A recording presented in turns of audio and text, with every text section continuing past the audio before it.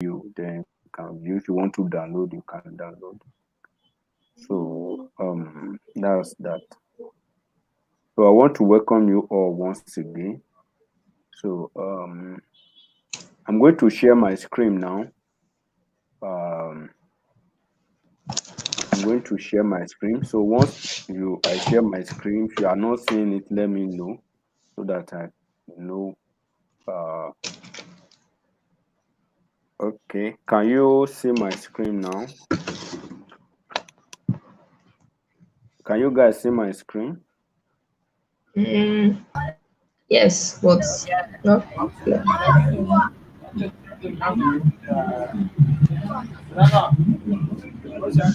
Can you see my screen?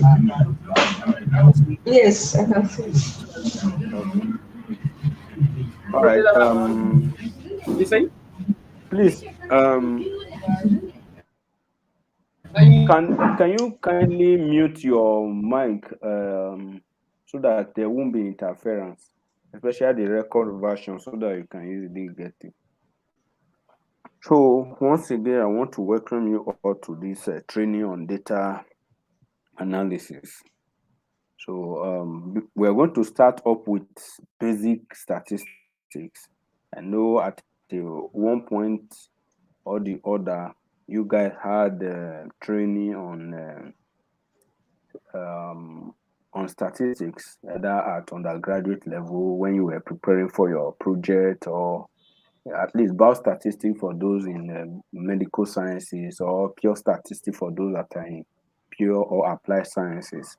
So basically, when we hear statistics, what usually comes to mind is statistics itself is actually a science, and it is equally a practice. So meaning that it's both a science and also a practice of collecting.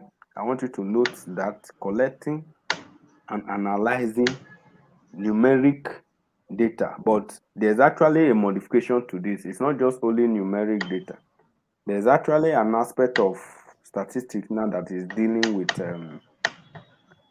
you can also analyze even data that are non-numeric now. For example, those that are in library science now, they usually use a whole lot of algorithm to look at bibliography.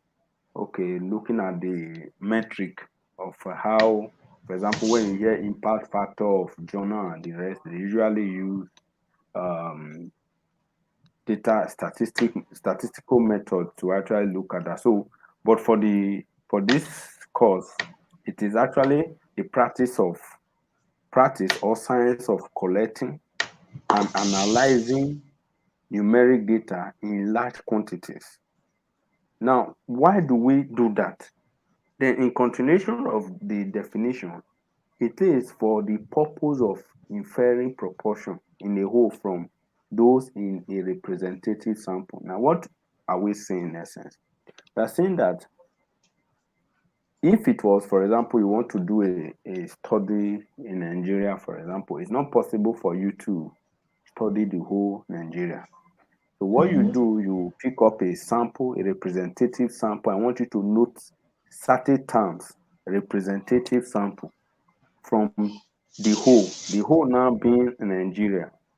You know, for you to have a representative sample, you first and foremost have to divide Nigeria into 6 geopolitical zones.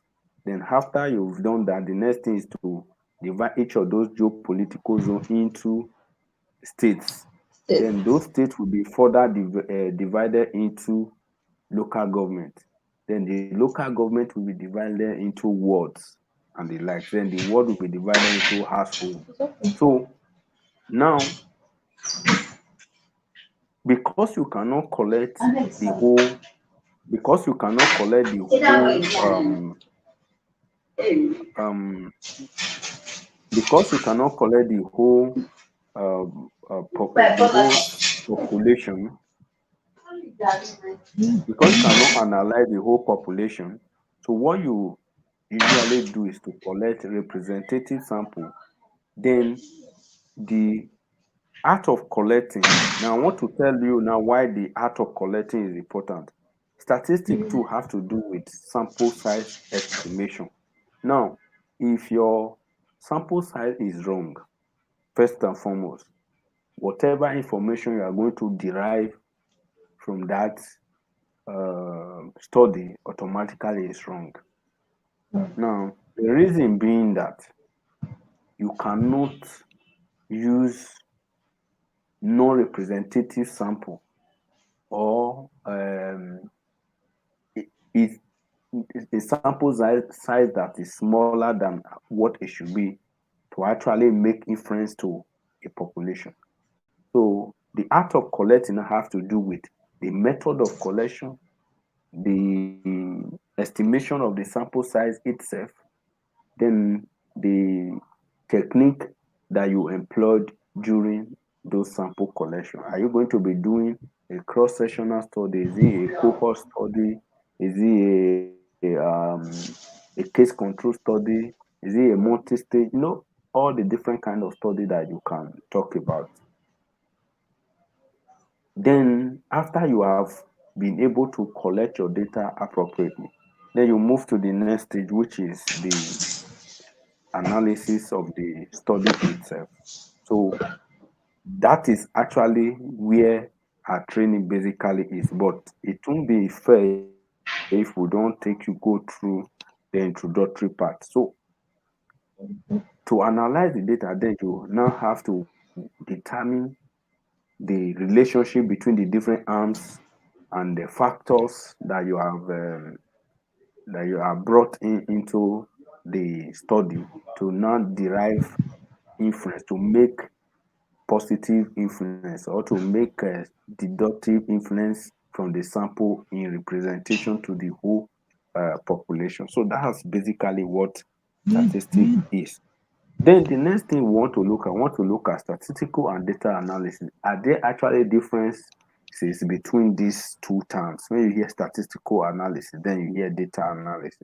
Then statistical analysis itself is actually the art of investigating trends, patterns, and relationship using quantitative data. So what we are saying in essence is um, when we talk about statistical analysis, we are talking about when you try to, for example, let's say you work for a marketing unit or you are a data scientist, um, data analytics to a, let's say, let me use, let's say, pick, pick me, fat, firm rather. Then what your job is to actually investigate the trends. Okay, where are more sales coming in from? Where are less sales coming in from? Then the advertisement money that is being used. Okay, is it that this advertisement or the advertising that is being done is influencing the high sales that is coming from this? Let's assume you are pumping more money to the northwest, for example, in advertisement. Then you now saw that okay, but it's from those money that is being spent on advertisement, even with that, sales are coming from the southwest. You know that advertisement is not actually a fact. Maybe you spend less money even in advertisement in the West, but it means that there is another factor that is actually contributing to why there are low sales, not because of advertisement, or another thing, probably the medium of advertisement um, is not effective and all of that. That's some an example. Or another thing, let's use disease condition. Let's say there has been campaign for most of us that we are aware of this rollback malaria campaign funded by US government and global fund. Now, Nigeria have received certain amount of money and they've shared this money into the different geopolitical zones and states. Then after they've done that, then the next thing was there are different programs, the malaria, rollback malaria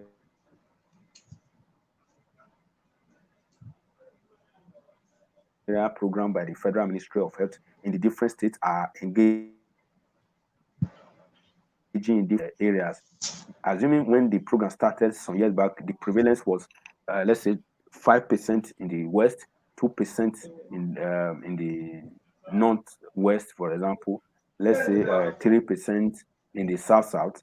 Then after several years of engaging in those program engagement with stakeholders, distribution of and high-end tea, that is a insecticide treated mosquito net, and Yes.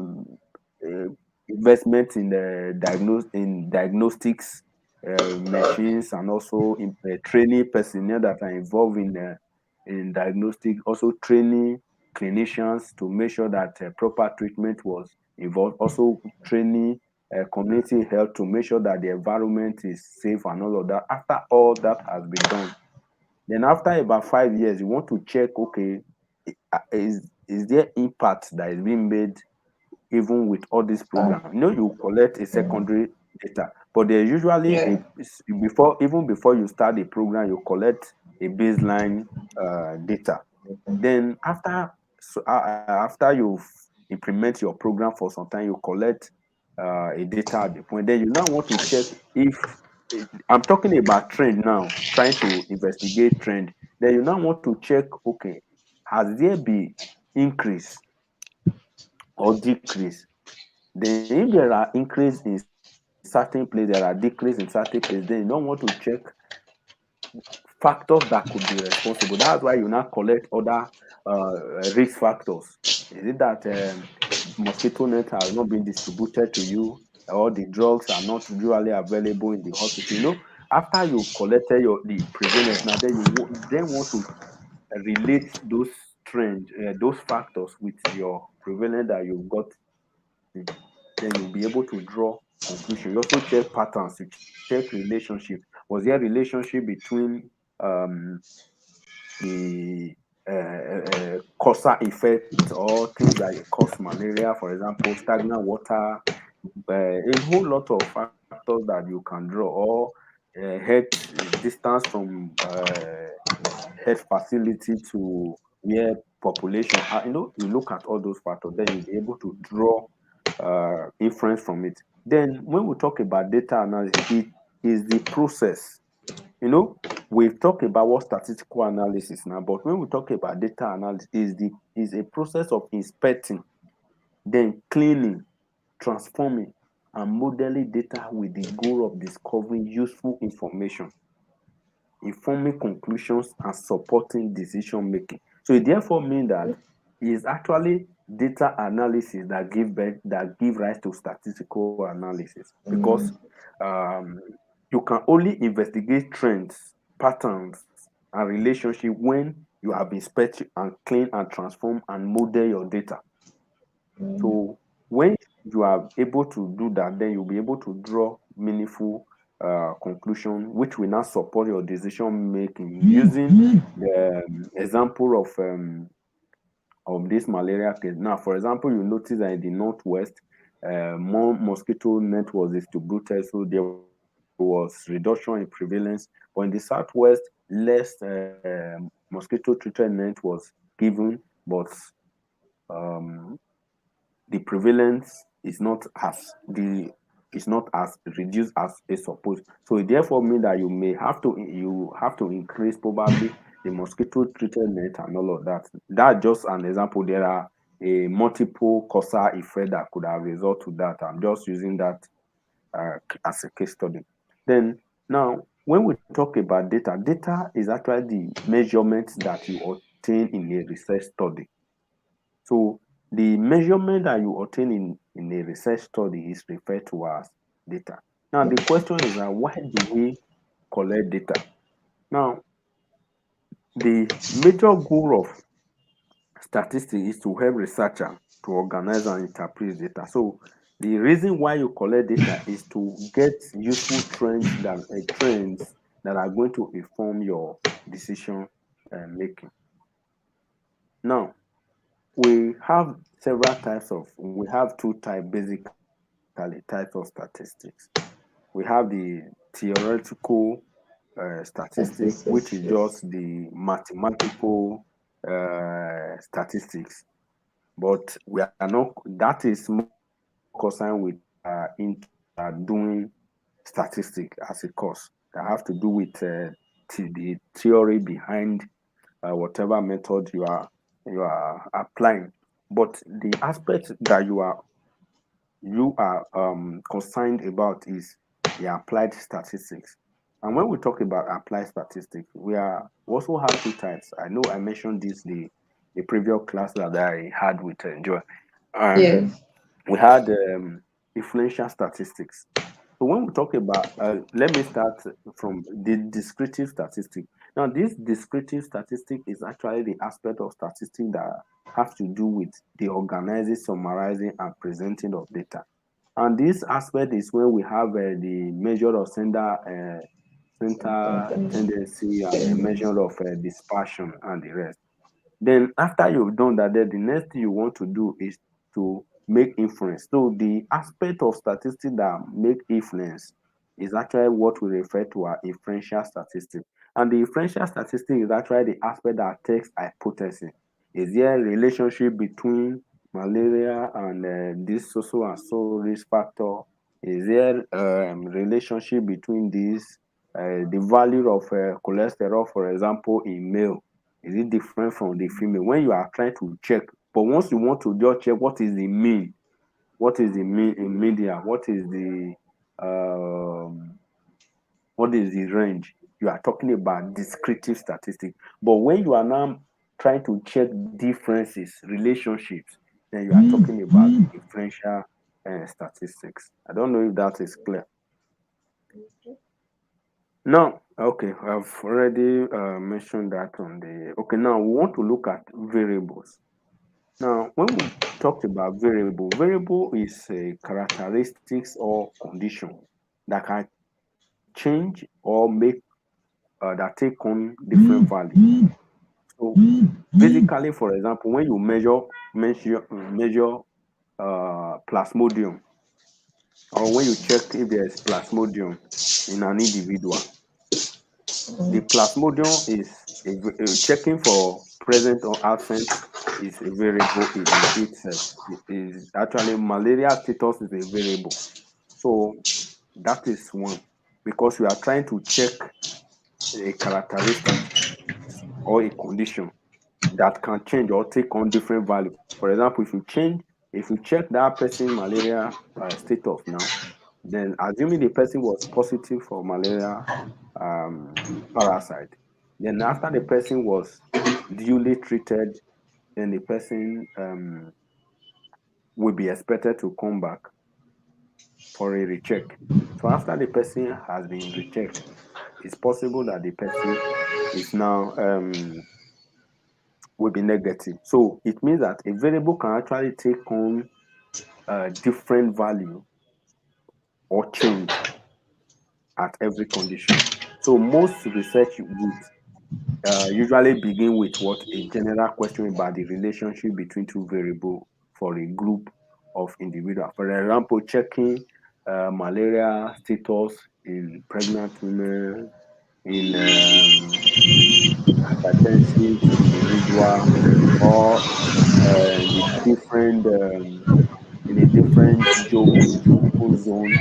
You know, those are different variables. There are different variables for different groups. So now we now have population. Then when we hear population, population is actually the entirety of group of individuals. So the totality of what can be measured is what we refer to as as group as population rather. So for example, looking at the whole In a female, class. the whole female group is actually a population. The whole male group is a population. Nigeria as a whole is a population. FCT is a population. Even a class of students is a population. So that is that. Then, for example, a researcher may be interested, okay, in checking the class size, which is variable one, and academic performance, which is variable two, for the population of third grade children. So that's a population. Now, sample. Usually, population, I've mentioned this in passing, population are usually very large that a researcher cannot most times examine the entire group. So what is usually required is that the person will what will select a representation. So that representation from the population is usually referred to as sample. So the goal is to what is to use the result obtained from the sample to actually what draw influence to answer question or questions about that population. So it therefore means that once you are able to draw representative sample and you analyze such, you can actually draw a useful um, information or make an influence from that group you can use to actually answer questions. Just like for most of us, we are aware of the survey that was done, I think was 2018 also, this NICE program that was done by US government. You know, before that 2018, there were a whole lot of disputing prevalence about HIV prevalence in Nigeria. Some will tell you that it's 9 point something, some will tell you it's 5 point something, some will tell you 3 point something. I know the reason why there were those conflicting prevalence was because depending on how high your prevalence are, determine what global fund, where the amount of money you'll be able to get from global fund. So I think a global fund was thinking that there was a foul play that probably those that were at the helm of affairs, the Ministry of Health was giving False. a high prevalence, false prevalence, so that they would keep on drawing certain money from the global fund. So what they did was to um, institute a study by themselves, or funded by them, but also supervised by them through, I think, Maryland, University of Maryland in the US, then through National Action, NACA or something like that, through the Ministry of Health. Well, a whole lot of group were involved. IHVN was involved, and all of that. So the reason why I'm saying this was that is that they before they go on with that study, what they did was to in that study they also look at malaria prevalence and all of that. They calculate the sample size of what will be required since we're looking at the whole Nigeria. What sample size is going to be representative of the whole country, and they arrived at a value. So that value was further split into different states. Then it was split into different local government. Then it was now split into different wards. So you notice that during that study, almost every ward sample were collected from almost every ward in Nigeria for uh, areas where there was no. Are we here? I'm here. I'm hearing you. Okay, okay. I For think the areas other. where they could, yeah, they could access. And after that study, they arrived at, I think, 1.9%. So it shows that you can see what um, representative sample can actually do. But if you go on looking further from the study, that study that was published, you notice that some states actually have prevalence even higher than the presumed national prevalence, like that. So it therefore means that, for example, if you take the prevalence from those states to represent the entire nation, you'll be misleading uh, people. So that is what representative sampling. And the reason why that is also important, we also help decision or policy makers to direct more funds to those areas where more campaign or more Prevalent. intervention needs to, yes, used to happen due to probably the prevalence that was recorded in those areas. Now, this is how the map of um, sample and population look like. Now, if you look at this is population, and population simply means the all of the individual of interest. Why the sample is selected from the population, we've already said that. Then that being said, then the sample, the individual selected to participate in this research story itself. Why, after the study has been done, then the results from the sample are generalized to the population. The reason why you can confidently generalize the outcome to the population is because the sample was representative.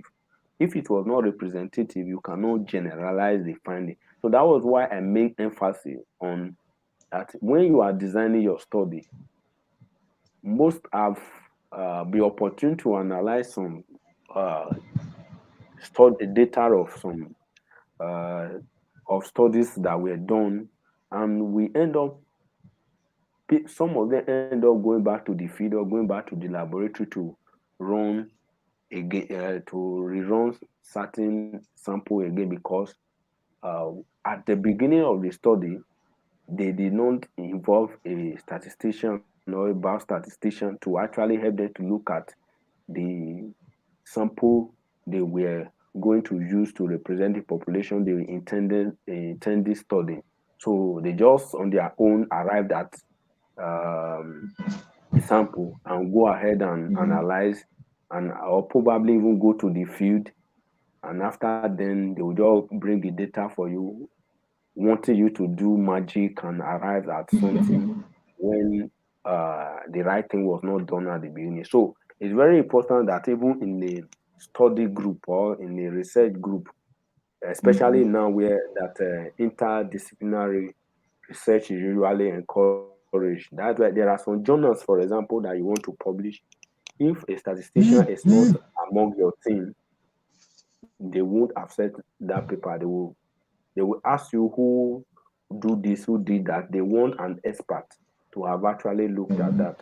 So it's very, very essential that when before even study are designed, that the whole team must come together. Every individual that are going to be involved. For example, if it's a study that is going to be involved the community, a sociologist is supposed to be in Supposed to. Wow. that thing. If it's something that have to yeah, that is going to involve um for example, survey a social demographer should be in that group. Not just okay because you're going to just analyze samples that is only going to be the clinician, the medical laboratory scientist, or the scientist as they may be, or the life scientist as the case may be, without bringing other things, because the going to the community to even interact with them require that the work of a sociologist is very needed in that. And if you're going to be collecting survey, the best people that are trained to collect interview to collect survey are the social demographers. That's why during population census, the people most times are the front are usually the social demographers. So it's usually a collaborative effort. Now, we've mentioned that we've mentioned variable. Then we have different kind of variables. We have qualitative and we have quantitative. From the word qualitative or qualitative, we are talking about something that is not numeric, that is a yes or no or a ranked kind of data, a variable rather.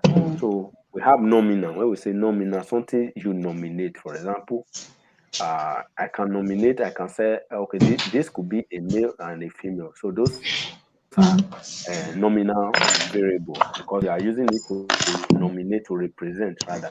Then when you are looking at, for example, malaria status 2 is nominal. Someone could be positive or negative.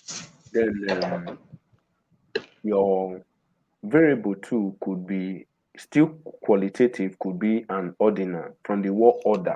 So it means that your variable could actually be ordered in the sense that it could be ranked from high to low, high, medium, uh, low rather. Then, for example, if in the case of malaria, depending on the severity, low severity, low, medium, and high. So that could be. And then we move to the other one that have to do with quantitative. Then your quantitative data could actually be discrete or continuous. So when we say discrete, we're talking about discrete variable in this sense. Um, then continuous variable are data that are continuous. For example, your age is continuous variable. But there are certain discrete variable that are not usually continuous. For example, when you check when you are talking about number of pupils in the class, that is discrete. It does not really have interval as the case may be. Then still on that, this is still this. Then mean that variable types it could also the qualitative could also be called categorical variable. I think I mentioned that in the last class too. Yeah, you Then do. the This other quantitative, guy is not around. oh, it's not there. I'm not seeing it. Okay.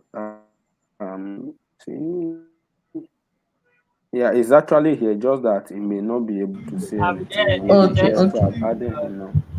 Okay, no problem. Okay. So so I was saying that this could also be numeric could also be referred to as quantitative. So interval or ratio just is the same way we say discrete or continuous as the case may be. Something that I within interval, then ratio, something that you can ratio. So that's that. Then now this I want you guys to really pay attention to this aspect. If you notice that there's a difference between the PowerPoint I presented to you and this one, I actually have to refine it to make it more interactive. So Okay. now if you look at we've mentioned that we have qualitative and quantitative variable. Now I want you to note that there's also what we call dependent and independent variable. Now most times, especially when you want to do um, do differential statistics, when you want to check cause and effect, or check a relationship, or check factors, risk factors, you must be able to define what your dependent variable is and what your independent variable is. Now, if you look at this, you can see here, this is independent variable. And you see that independent variable is what causes effect in dependent variable. From the word independent, meaning that the dependent variable or the outcome does not affect the causer or the cause, what caused the change. So the change that results from the effect of the cause is what is referred to as dependent. So this is also the independent is the cause, while the dependent is the effect. Okay. So what you manipulate to bring about this measure, so the manipulated variable is what is referred to as independent variable, while the measured effect is what we refer to as dependent variable. But Dependent. to understand this better, I actually bring this up. I think this way do a better explanation. Now, dependent variable here, this researcher is actually trying to measure, for example, effect of something on another. Now, this is a farmer, but in this case, is a researcher. Now, the farmer applied fertilizer S in this experiment. So, this fertilizer X is the independent variable because the growth of the plant does not affect this fertilizer, does it? It does not. But this fertilizer will affect this plant. Are you with me? Can you hear me? No. Can you hear me? Yes. Yes. Mm. Okay. Okay. Yes, I can hear you. Yeah. Okay. So I was saying that I can hear you. I just okay. So I was saying that the if you notice that this independent variable in this sense is the um is actually the, let's assume now you have different kind of fertilizer. So those different kind of fertilizer are actually the independent variable. Are you with me? Then your dependent variable is the effect that this fertilizer or this independent variable will cause on this plant. So Yes. the plant growth is dependent on this fertilizer. The number of leaf is dependent on this fertilizer. The number of fruits in the experiment is dependent on the fertilizer. I don't know uh, if that is clear. I want to see if this guy is back. Okay. So basically, what I was saying is when we mention dependent and independent variable, we are talking about a kind of a cause and effect. So we're trying to use the relationship between fertilizer and plant growth, number of leaves, or number of fruits that are produced. So assuming we have different kind of fertilizer, then the different kind of fertilizer in this sense is the independent variable, with the fertilizer that is used.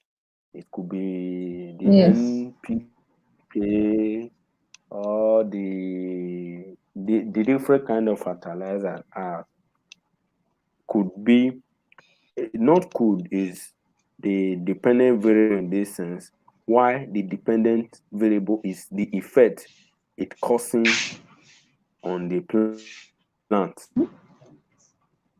So when you apply to do this kind of study, you have to divide the plant into two groups. You apply fertilizer, let's say X, all of them having the same condition, the same source of water, same sunlight, the same everything, the kind of same soil. You have to make sure that those some conditions are constant so that some will not have undue advantage over the other. Probably even the same kind of uh, variety of plants too. So after you've caused those variables to be constant, because the variable you are trying to measure is the one you are going to vary. Every other condition has to be constant. So once you change the fertilizer in a particular group, then you now check the rate of plant growth, the number of leaves that are produced. Then when it's time for fruit bearing, what are the variation of the fruit, the number of fruit, the size of fruit, you measure all those kind of effects. So that is one way that I try to measure, I try to bring this to us. Then I want to ask now, using this analogy, let's look at the case of malaria, for example. Now, what is I'm going to mention two variables now. Then I'm going to ask us what is the dependent and the independent variable.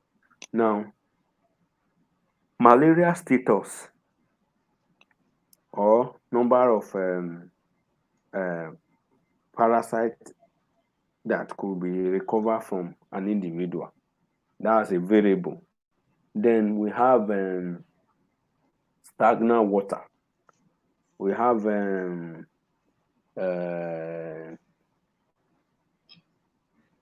use of NNT, INT, insecticide treated mosquito net.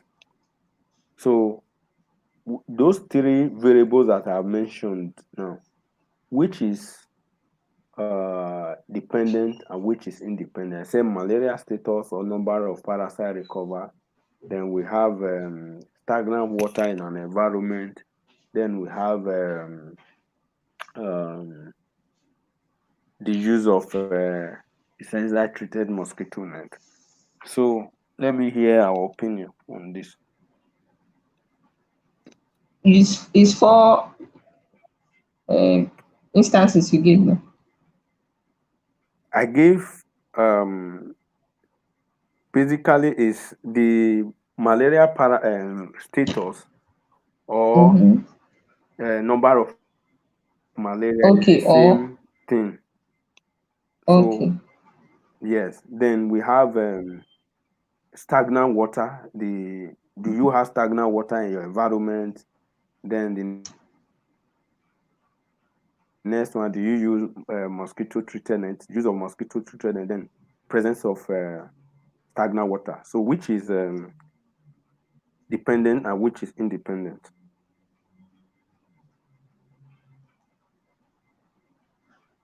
The um number of parasites Is what is which? is I want you is to is say it dependent. conveniently. Oh, Is dependent on okay. Number the of malaria parasite is dependent. parasite, yeah. Mm. Then Okay, the go on. stagnant water or the use of mosquito nest is independent. Okay. Uh, do that one. Is it? Do you agree?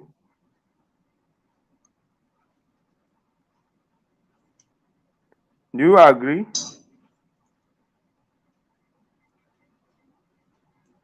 Is this? Are you sure Are you you sure can? it's still there? Yeah, yeah. Okay. I need your opinion on what I just said.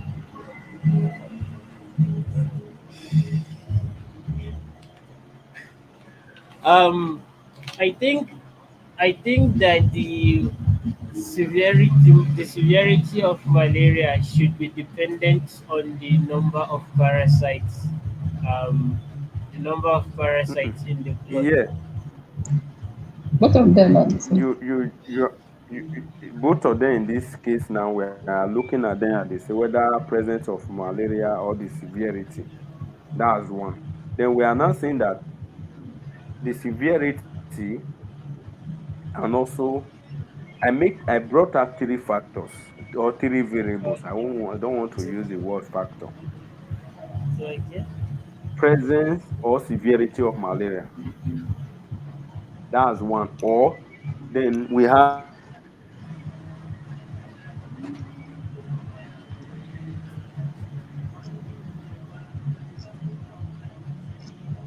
that's one variable. Okay.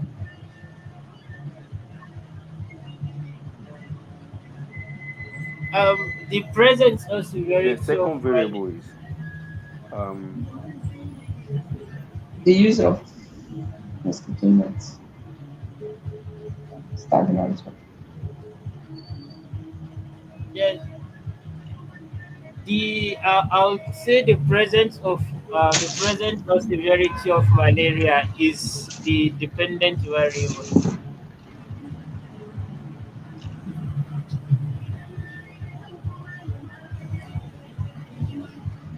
I don't know the kind. treatment. Why the third variable is stagnant water. So I'm asking, among those three, which is dependent and which is independent? Um,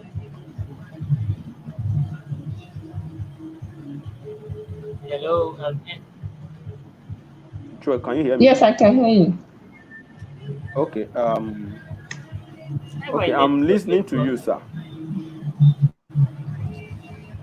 I said the I'm pre- listening to you, sir. I said the presence or Okay. severity of malaria is the dependent variable.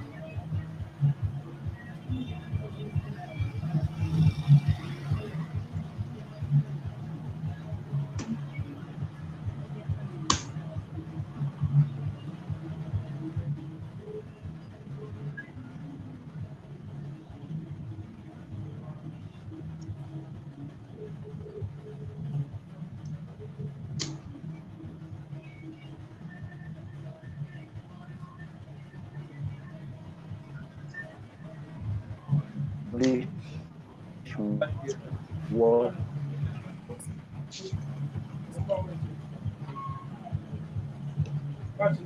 Hello.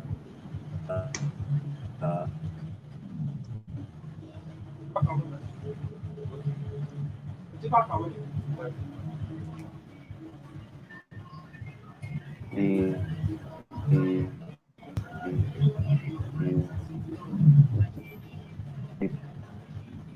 dependent variable and independent variable, because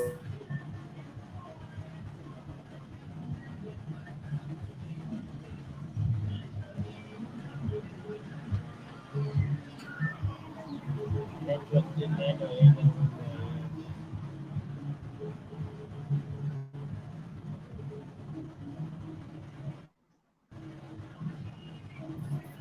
So just this network is terrible. Allah.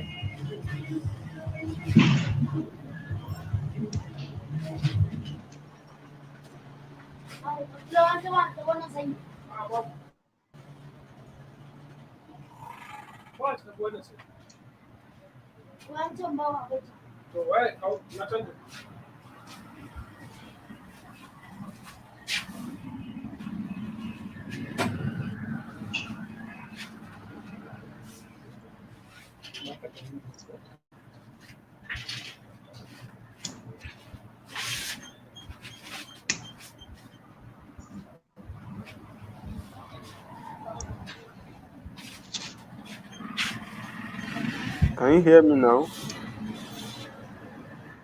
Yes, I can hear So you. I was saying that um, you need to actually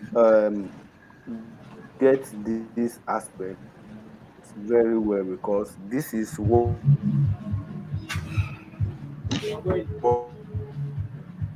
Network number, yeah.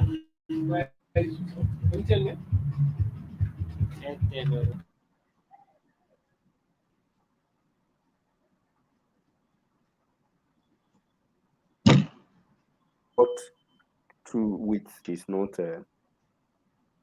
I won't bore you guys with so much at a time. So at this point, is there any?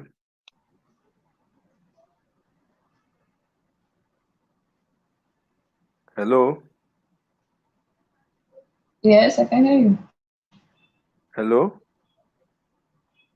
Yeah, is there any question at this moment?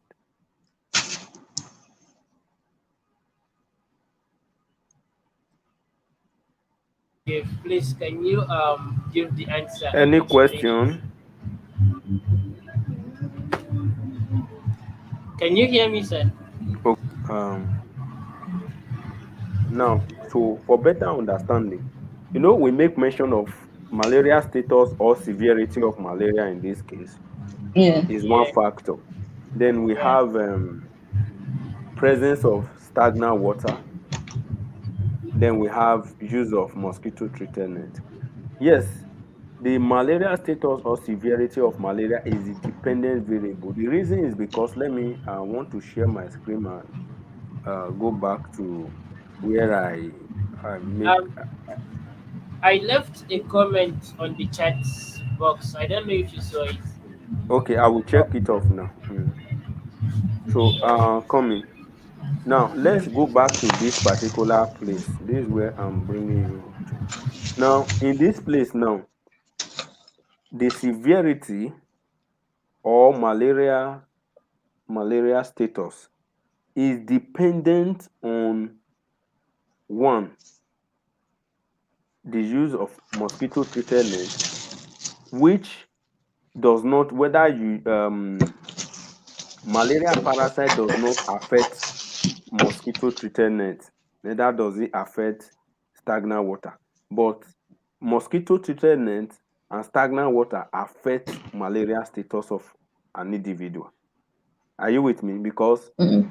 when in a place where people use mosquito treated net, because the net have ability to kill more mosquito, automatically it will affect the population of mosquito in that environment. So it will reduce malaria prevalence or malaria infection in that area. It's not the other way around. Malaria status does not affect mosquito treated net, but it's mosquito treated net that actually have effect on malaria status. Staying with stagnant water, where there are stagnant water, what happens is that you see a whole lot of breathing place where the parasite can actually uh, breed. So that will result to a whole high population of malaria, sorry, mosquito rather, then therefore increasing malaria infection. So I don't know if that is clear. Hello? Yes, it is clear. It's very clear Okay, now. okay. So any other, let me, I think, okay, let me check up the question you, okay, presence environment is, yeah, yeah, I have seen that. Right. So I'm going to, there's a book I shared with them, a statistic textbook, I share with them, which I feel is very useful. So I'm going to also share that book after now on the group, so that you can download, then you can read at your leisure to get more insight into what we'll be doing. Then tomorrow we are going to be looking at um, how you the different method of sample collection, and also how you choose the kind of statistic that you use for a particular Stop. analysis, as the case may be. Stop. So Get out of it. we will bring the training to a close now. Then we will reconvene tomorrow to continue the training, God willing. So we'll draw the curtain from here. So if there's any question, further question, then you can ask me directly, or you can ask in the group, on the WhatsApp group All right. rather. So I will attend to it. So I want to appreciate you guys. Then we continue tomorrow. Then I'll also be sharing. I hope you have a laptop that you can install the software we are going to be using, because you will need it. Yes, sir. Okay. All right. All All right. right. Thank you very See much. Yeah. you. Yeah. Tomorrow, same time, right? Yeah. Same time. All right. Good night. Have a nice rest. Yeah. You too.